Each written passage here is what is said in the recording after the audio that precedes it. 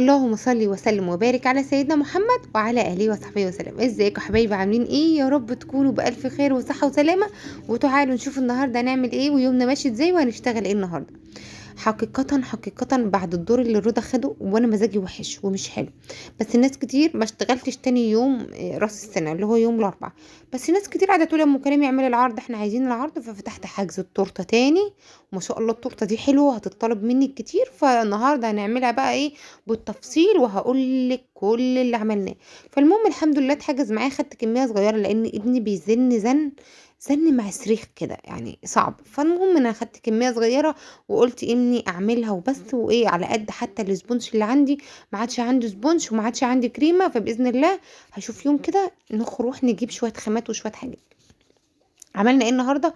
حطيت نص كيلو من ديل سبونج وحطيت عليه 6 بيضات وحطيت عليه معلقه من الخل وحطيت عليه فانيليا وحطيت عليه نص كوبايه من الميه وحطيت عليه معلقه كبيره من محسن الجل. وتعالوا نشوف هنعمل ايه. احط كل ده بقى في قلب العجان ومع نفسه كده. المهم هنخرج كل حاجه كده من محسن الجل ده، وهحط حته تانية من كيس تاني لسه هفتحه يعني. المهم انا ما بحفظوش في حاجه، انا برميه كده لان الاكياس ديت يعني ايه الى حد ما بتبقى بفتح فتحه صغيره فبتبقى حافظه نفسها يعني ما حتى لو الكيس فضل فيه شويه ما بيجراش حاجه، ما بيجرالوش اي حاجه. وكمان السبونج الجاهز ما بيبقاش محتاج يعني محسن قوي قوي ولا اي حاجه، لا. الاكياس دي بتقضي بالغرض، ما فيش مشكله وبتبقى حلوه في السبونج الجاهز. اما لو حد يقول لي طب انا اشتغل سبونج بيتي، اقول له لا، ما تجيبش اكياس من دي. هات عادي اللي هو الايه المحسن بتاع العلبه اللي بالكيلو احسن افضل. بعد ما اخلص ضرب بقى بحط شويه معلقه كده او معلقه ونص من الكاكاو الخام. وبعد كده بديها تقلبتين، وحتى لو في اي حاجه برضو في الكاكاو ما تقلبتش لازم اقلب الاسبونج كويس قوي واجيبه من تحت ومن فوق ومن كل الجوانب، عشان اكيد المضرب بتاع العجان بتاعك او حتى مضرب الايد اللي شغاله بيه ما بيبقاش حلو، ما بيبقاش يجيب من تحت قوي يعني. فلازم هتلاقي حته كده من تحت ما اتضربتش كويس، فلازم تقلبي الاسبونج كويس قوي. في ناس بقى سالت لي على العجان ده وقالت لي ام كريم اجيب عجان ده. انا ما انصحكيش انك تجيبي لو انت واحده شغاله، ما انصحكيش تجيبي اي حاجه غير تكون عجان بس العجان ده عجان وخلاط ومفرمه. انا عايزه اقول لكم ان هو مفرمه حلوه جدا، وعايزه اقول لكم ان هو خلاط كمان حلو قوي قوي، والشفشق بتاعه حلو جدا ومحمل.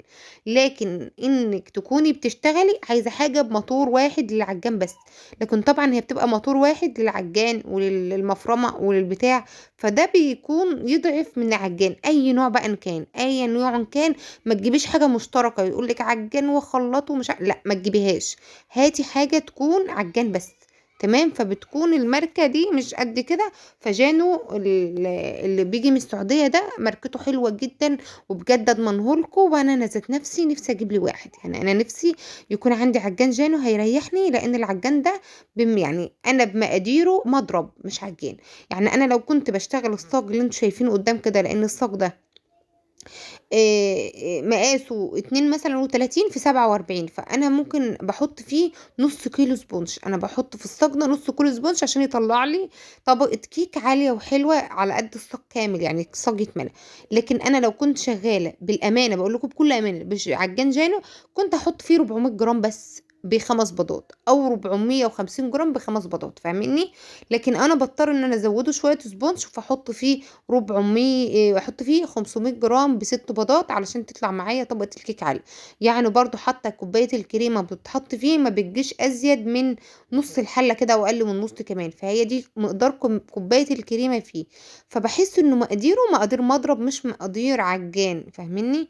يعني اللي عندهم العجانات وبيحكوا على المقادير كوباية الكريمة بتكون اكتر من كده، اه بتكون معاهم اكتر من كده. فما ممكن انا تورته بتاعتي تاخد مقاس كريمه اكتر، تاخد سبونش اكتر. فكل واحد بيبقى ليه حساباته وكده يعني. فانا للامانه بقول لكم يعني مش احسن حاجه ما تجيبيش حاجه مشتركه فيها عجان ومفرمه وكل حاجه. فلا، انت لو واحده، لو انت ست بيت حلو هاتيه على قد استخدامك. لكن لو انت واحده عايزه تجيبيه كشغل، لا، هاتي الاحسن منه. و فزي ما بقول لك كده جانو بيكون احسن منه. يلا الحمد لله. فتعالوا نشوف هنعمل ايه، وادعوا لي كده ربنا يبعت لي، لان برضو العجان ده السرعه الاعلى سرعه فيه لازم افضل ماسكه الايد، افضل ماسكه العجان كده.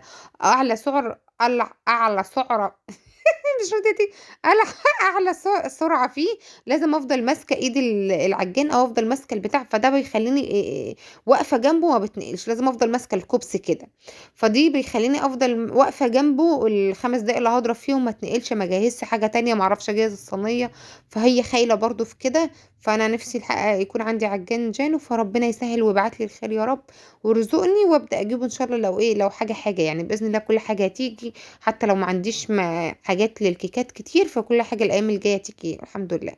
المهم كده عملت فيه 600 جرام زي ما أنتم شايفين وطلعوا بالشكل ده. إيه تسوية الصاج المضبوطة اللي تفرق صيف عن شتا؟ خلّينا نتكلم النهارده في الشتا، ماشي؟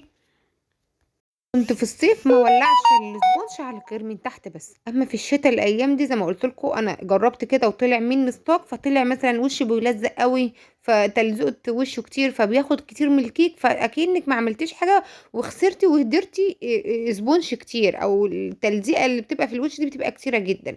فانا بدات اني اشتغل وش الصجام بالذات علشان وشها ما يلزقش منك، بقيت اولع لها مش شوايه من فوق ومن تحت الاتنين، بالذات كمان ان احنا الجو ساقع قوي، وعلشان الفرن بتاعك يحمى، بما ان الاسبونج عايز نار عاليه عشان الفرن يحمى فبياخد وقت كبير، فانت في الاسبونشات الصاج شايفين انا بتكلم على ايه عشان بس الناس ايه ما تعملش الصاج مش الحله، الحله كده كده بتاخد وقت كتير في الفرن، وفي الاخر وشها ما بيبقاش ملزق كتير ولا اي حاجه ولا، لكن وش الصاجان بيكون ملزق كتير، وش السجن بيكون ملزق كتير، فانا بولع لها الشوايه واخليها على الهادي، بخليها زي الشمعه كده، واولع من تحت ومن فوق والشوايه زي الشمعه، واحط الصاج بتاعي على الشبكه، وبرده تحت بحط صينيه وفيها ميه علشان توزع ايه الحراره كويس، وعشان برده الصاج بتاعي ما يتلدعش من تحت. فده التسويه الصحيحه بتاعت الصاج. طلعت كام هقول لكم، الصاج ده هيطلع معايا كام تورتيه مقاس 18، هيطلع معايا 3 تُرَط ناقصين أو 3 تُرَط بالضبط، فاهماني؟ قولي 3 تُرَط، بس مش هتطلع معاكِ كل الديسكات كاملة، تمام؟ بس أنا النهارده كنت شغالة إزاي، طلّعت 5 تُرَط من صاج وصينية تانية، صينية أكبر صينية مستطيلة والصاج، فطلّعت منهم 5 تُرَط. عملت إيه بقى، الصينية طلّعت منها تورتتين، وفضل معايا كسر كتير وهدر كتير، والصاج طلّعت منه 3 تُرَط، بس مش كلّه طبعًا متساوي، يعني مش كل الطبقات يعني مش كل الطبقات واخدة ديسك مدوّر متساوي، لأ هيبقى في ديسك ناقص حتّة، مش عارفة إيه، وده إحنا عملته من شوية إن أنا إيه، الحتّة اللي ناقصة حتّة بدأت إني أكمّلها، بس ما شاء الله ولا حول ولا قوة إلا بالله، طبقة الكيك حلوة جدًا وكبيرة جدًا. فالمهم إن تخلّي طبقة الكيك قد طبقة الكريمة كده الاتنين متجانسين مع بعض، وهابدأ أحط طبقة الكيكة التانية، والبوكس ده أو التورتة دي بتطلع طبقتين، شايفين طبقة الكيكة طالعة عالية إزاي، وأمّا ولّعت وش الصاج ولّعت الشواية للصاج زي ما حكيت لكم من شوية، ما خدتش من الكيك حاجة، وطلعت الطبقة مش ملزقة، وطلّعتها بالسكينة، يعني مش زي ما أنا بافحر بقى وشغل إيدي وكده لأ، طلّعتها طبقة رقيقة جدًا بالسكينة. هابدأ بقى ما دام أنا واخدة من دي مش عاملاها في صينية، وما دام واخدة تقطيع من الصاج كده، فلازم أساوي علشان ما تاخدش معايا، أو الكريمة بتاعتي ما تبقاش حتة طالعة وحتة نازلة، لازم أساوي على القاعدة كده زي ما أنتم شايفين، وده اللي كنا أصلًا بنعمله زمان.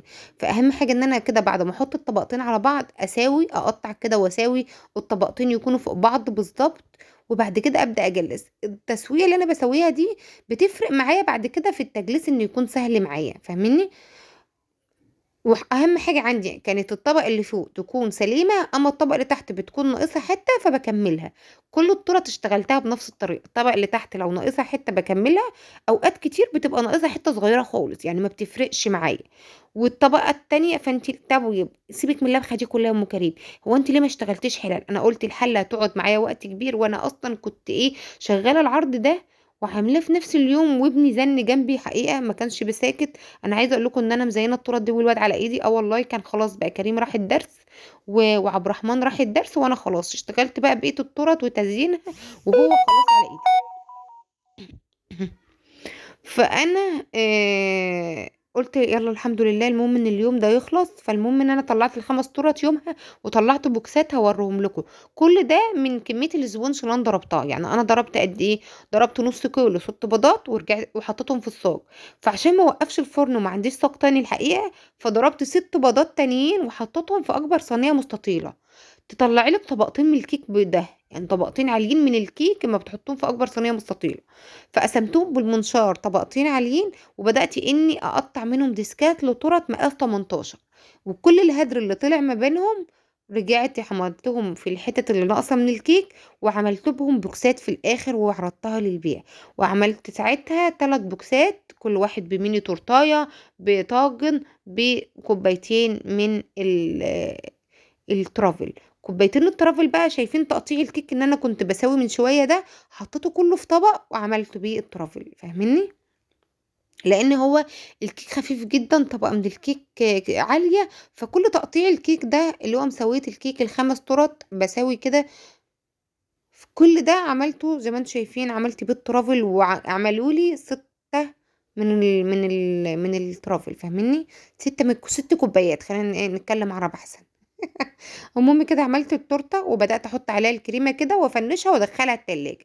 ادي ال5 ترط زي ما انتم شايفين، كان واحده بس مطلوبه نص ونص، مش عايزه صوصات كتير، والتانيه ايه، عملتهم زي ما عملتهم يوم راس السنه، اللي هي صوصات اللي هي النوتيلا والنوتيلا البيضه واللوتس والجناش، فاهميني؟ فانا نزلت بيهم كده كده ورا بعض، تك تك تك تك تك تك، اشتغلت كله ورا بعضه بقى. انا بس دخلتها التلاجة شويه لغايه ما خلصت كميه التورت كلها، وبدات على طول يا ولاد اطلعهم واشتغل في قلب التورت، علشان انا كنت بادئه شغل حوالي الساعه 11، وخلصت شغل على العصر، يعني خلاص كنت مخلصه التورت، وكنت مخلصه كمان البوكسات. يعني انا خلصت التورت زي ما انتم شايفين، دخلتها التلاجة، حطيت البوكسات، لان البوكسات شغل ايه بقى، هحط في قلب الطاجن ده واحط الكوبايات في الكوبايات، وفنشتهم وحطيتهم في التلاجة، ورجعت طلعت التورت حطيت عليهم الصوصات زي ما انتم شايفين، وبدأت في التزيين على طول. الحمد لله، لان كان في ناس قال لي احنا عايزين نستلم العصر، كانت انا اصلا مستعجله عشان خلاص بقى ممكن اسلم العصر.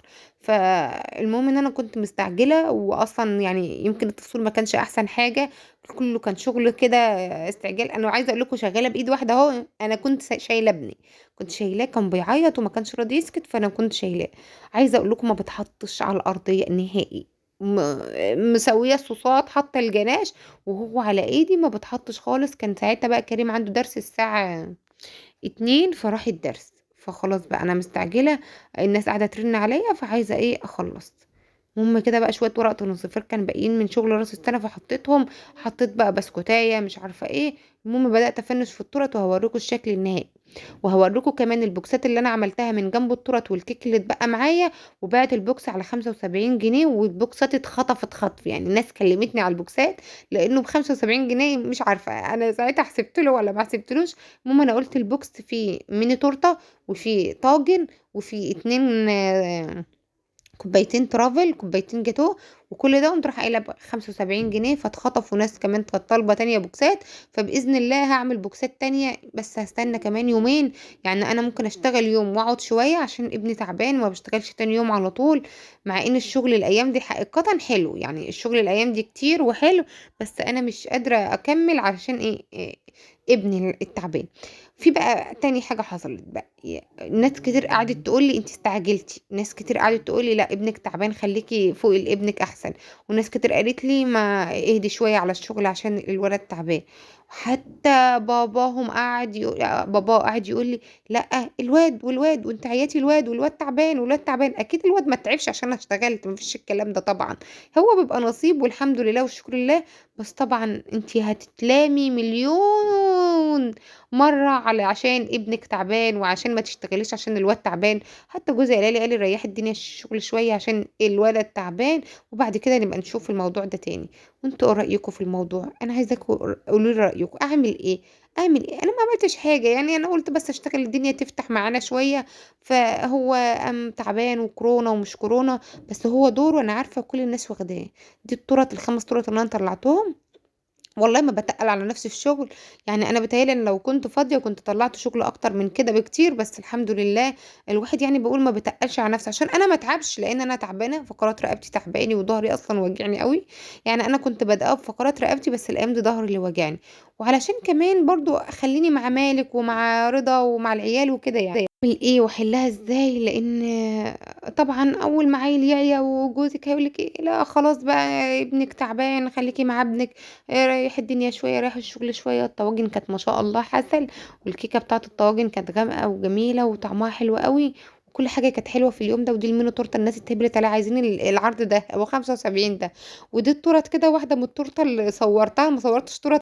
رأيكم أعمل إيه؟ وربنا يشفي لي ابني وادعوا لي ربنا يشفيه، وأشوفكم في فيديو جديد ومع السلامة.